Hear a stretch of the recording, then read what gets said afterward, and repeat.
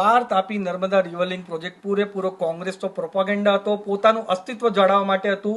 પણ આજે અમારી કેન્દ્ર સરકાર અને રાજ્ય સરકારે પાછું કીધું છે અને રિટર્નમાં પણ આપ્યું છે કે 2022 અને 23માં જ આ પ્રોજેક્ટ રદ થઈ ગયો હતો, ત્યારે પણ રિટર્નમાં આપ્યું છે અને 2025 આજની તારીખમાં પણ લેટર ઓફિશિયલી કેન્દ્ર સરકારની જલશક્તિ મંત્રાલયે આપ્યો છે કે આ પ્રોજેક્ટ ત્યારે જ 2022-23માં જ કેન્સલ કરી દીધો અને 2025માં પણ આ કેન્સલ જ છે.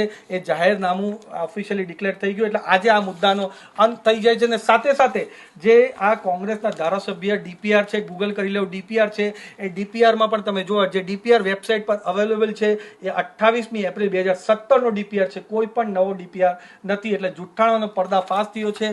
તમારા ચેનલના માધ્યમથી હું લોકોને કહેવા માંગુ છું કે આદિવાસી સમાજના લોકોના માટે હંમેશા ભારતીય જનતા પાર્ટી અને નરેન્દ્ર મોદી સાહેબ હાજર રહેશે.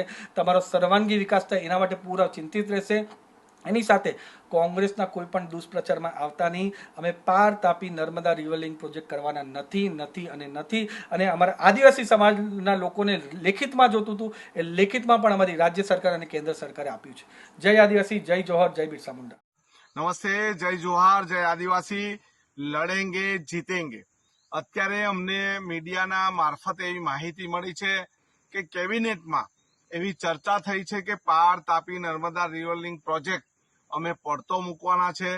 પરંતુ અમને હવે આ ભાજપની સરકાર પર વિશ્વાસ નથી.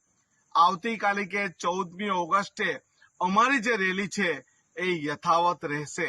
જો અમારી રેલીને ટૂંકાવી હોય તો મુખ્યમંત્રી આવીને અમને શ્વેતપત્રની વાત કરે અને અમારા જેઠાલાલ જે જૂઠી વાત કરતા હતા એ જેઠાલાલ પણ આવીને અમને માર્ગદર્શન આપે.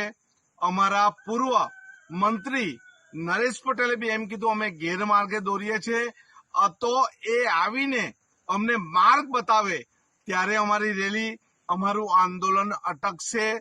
જો આદિવાસી સમાજને તમે મૂરખ બનાવવાની વાત કરતા હોય તો અમે મૂરખ બનવાના નથી. કાલે આર પારની લડાઈ અને શ્વેતપત્રની લડાઈ માટે અમે આંદોલન કરીશું અને અમે જુઠાલાલને પણ બોલાવીશું અને બોલાવીશું.